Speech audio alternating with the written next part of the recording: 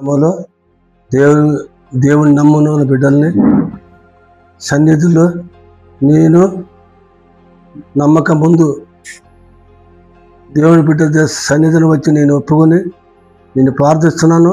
కానీ విషయాలు బట్టి ఏంటంటే యేసుకి ఇచ్చిన నమ్మకం ముందు నేను ఏ స్థితిలో ఉన్నాను, ఏ స్థితిలో పాడినాను, విగ్రహాగారంలో తిని విగ్రహాగారంతో జీవనం చేసి మరి నా ఒక కఠిన జీవితంలో అన్న తమ్ముడితోటి నీ బతకలేక కాళ్ళకి రేతుల పూట గుడ్డ కట్టుకొని 4 ఇళ్ళు పోయి భిక్ష చేసి అన్నదమ్ముడు సాకిన ఈ జీవితము విగ్రహాలను నమ్ముకొని ఈ లోకంలో నేను సాగిపోతున్నాను. అయినా దేవుడు నన్ను ఇంత ఘోరమైన స్థితిలో నన్ను పడినప్పుడు దేవుడు నన్ను ఏర్పడుతున్నాడు. ఒకరోజు యాక్సిడెంట్లో పడినాను. యాక్సిడెంట్లో దేవుడు నన్ను తప్పించినాడు. ముందు గాలిలో తప్పింది, ముందు గాలి పోయింది, వెనక గాలి కింద పడేటప్పుడు దేవుడు అక్కడ ఆపినాడు. ఆయన నీ దేవుడు నమ్మరాదప్పుడు పాపంలోనే మురుగుతున్నాను, పాపంలోనే తేలుతూ పాపంలోనే నేను నశించబోతున్నాను. నన్ను నాశనం గురని నన్ను దేవుడు అయినా అనేక దాంట్లో నేను దేవుడు నాతో మాట్లాడినా కూడా నేను వినిపించలేదు. ఒకరోజు యేసుక్రీస్తు నీ సన్నిధిలో నీ పడినప్పుడు నేను ఇలాంటి వ్యాపారం చేసేవాడిని. ఒకరోజు వ్యాపారం చేస్తా పోతుంటే ఊర్లో ఒకరోజు పాడైన గవి చిక్కింది, బురదగుంట. ఆ బురదగుంటలో నేను పడిపోయాను. ఈ లోకంలో ఎవరు నన్ను విడిపించడం లేరు. నన్ను విడిపించడం లేకముందు దేవుడు నన్ను ఏర్పడుతున్నాడు. ఆ ఏర్పడుతుందంటే అప్పటికి నేను దేవుడు నమ్ముకోలేదు.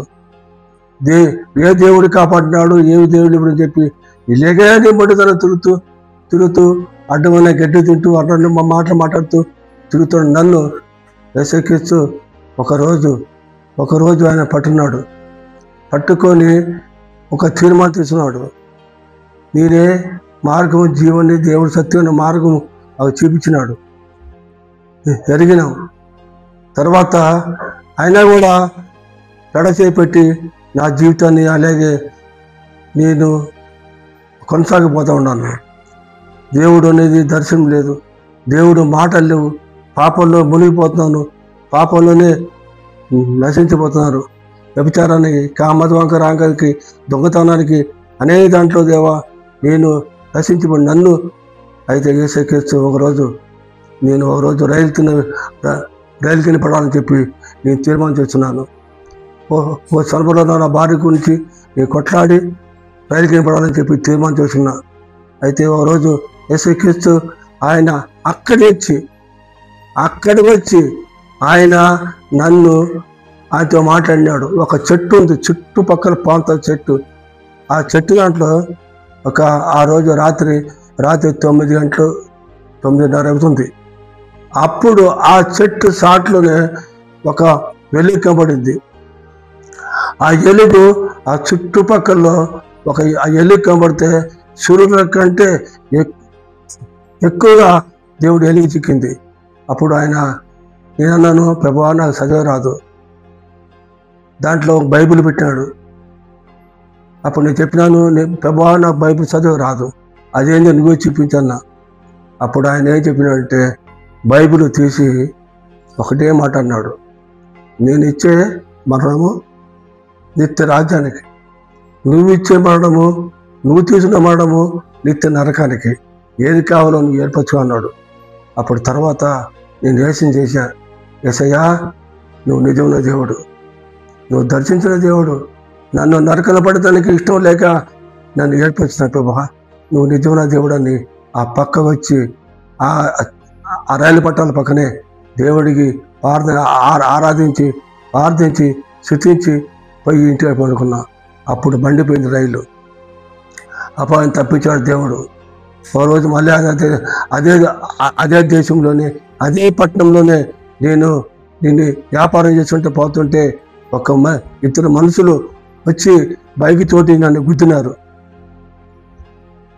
బైక్ తోటి ఆ గుద్దిన తర్వాత అప్పుడు నేను కింద పడలేదు. వాళ్ళు బండి అక్కడ ఆపి ఏంది మీరు ఎవరు ఏంది అని అడిగినారు వాళ్ళు. నేను అరేయ్యా నువ్వు వచ్చి నన్ను గుద్దినావు, నువ్వు ఎవరు నన్ను ఏది అడుగుతున్నావు చెప్తున్నా అంటే ఆయన అన్నాడు వాళ్ళిద్దరూ దిగి వచ్చి 2 కాళ్ళు పట్టుకొని ఎక్కడ దెబ్బ తగిలింది చెప్పి వాళ్ళు 2 కాళ్ళు పట్టుకొని చూశారు. అప్పుడు వాళ్ళు అన్నారు, నీ దేవుడు మహా గొప్పవాడు, నీ దేవుడు పరిశుద్ధుడు అని ఆ 2 మాటలు మాట్లాడి వాళ్ళు పోయినారు. అప్పుడు నేను అనుకున్నాను, ప్రభువా అక్కడే కండవ తీసుకొని టువాలు తీసుకొని అక్కడే వేసుకొని రోడ్డు పక్కనే నేను ఆరాధించాను. ప్రభువా నేను రక్షణ పడకపోయినా కూడా నన్ను ఇంతవరకు నేను కాల్చకపోయినావు, అయినా ఈ రోజు నన్ను గుద్దినారు బైక్ తీసుకొని, అయితే నాకు ఏ అపాయం జరగకుండా కాపాడినావు. అవును తండ్రి, నువ్వు నిజంగా దేవుడు ఉండవు, నిజంగా నా పక్షంగా నెరవేరుస్తున్నావు, కాపాడుతున్నావు.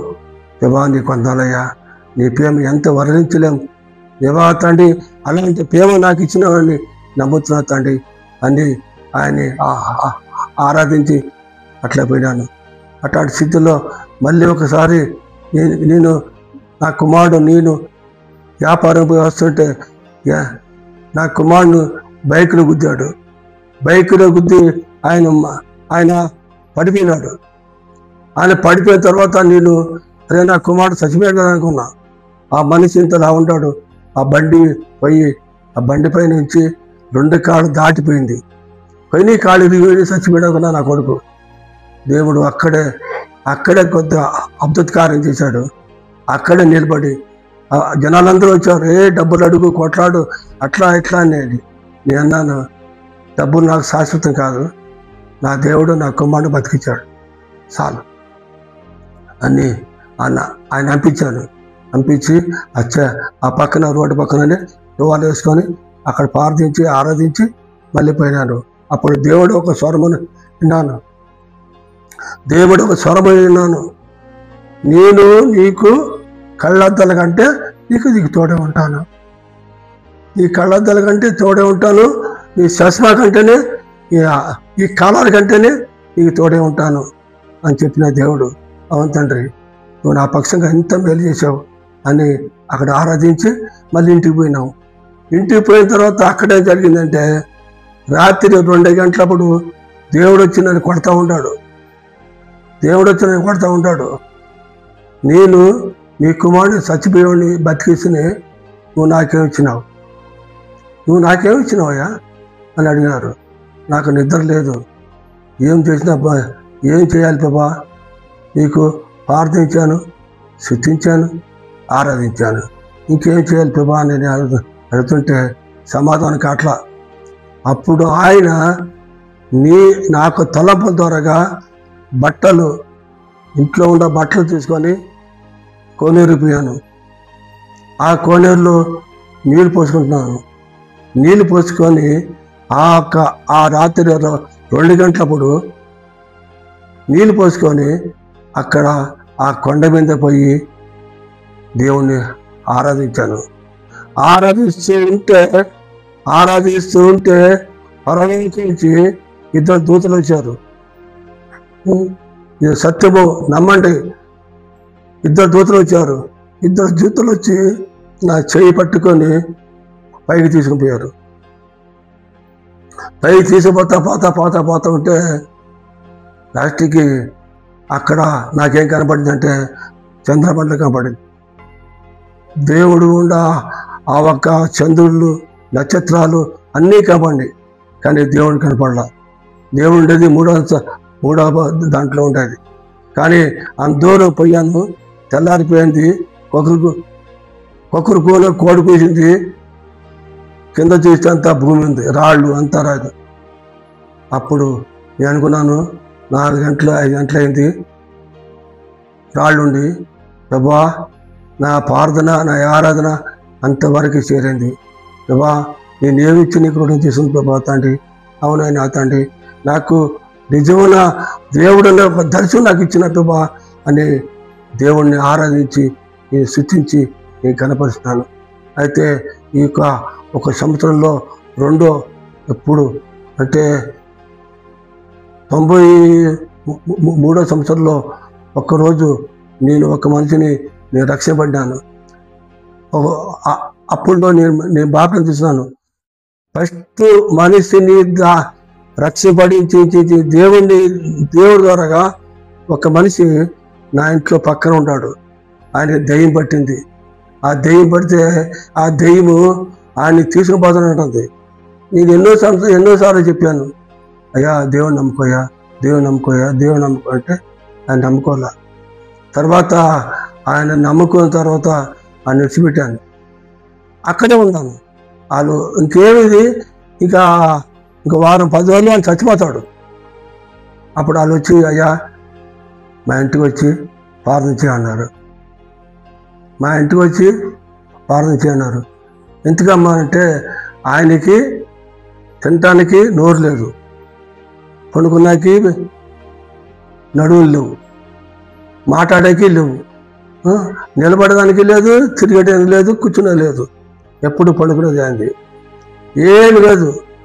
అంటే నేను సరే అని నీ మనసు శాంతి కోసం నేను నా భార్య కలిసి పోయినాం.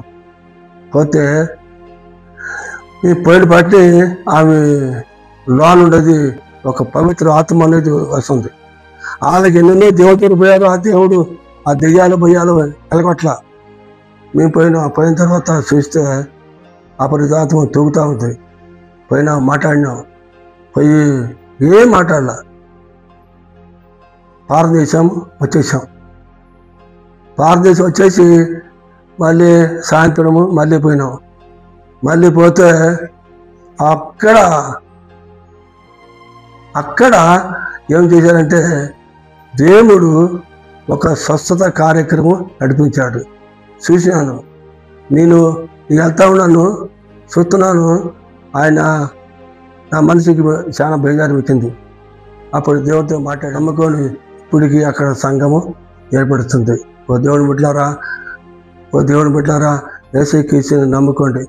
ఇలాంటి అపరితాత్మ దయ్యాల భూతాలు దేన్ని నమ్మండి. నమ్మి విశ్వాసతోటి మీరు కొనసాగండి. దేవుడి వాక్యంలో ఉంది, మిమ్మల్ని అపరితాత్మ సాతాండ ముట్టేదానికి హక్కు లేదు.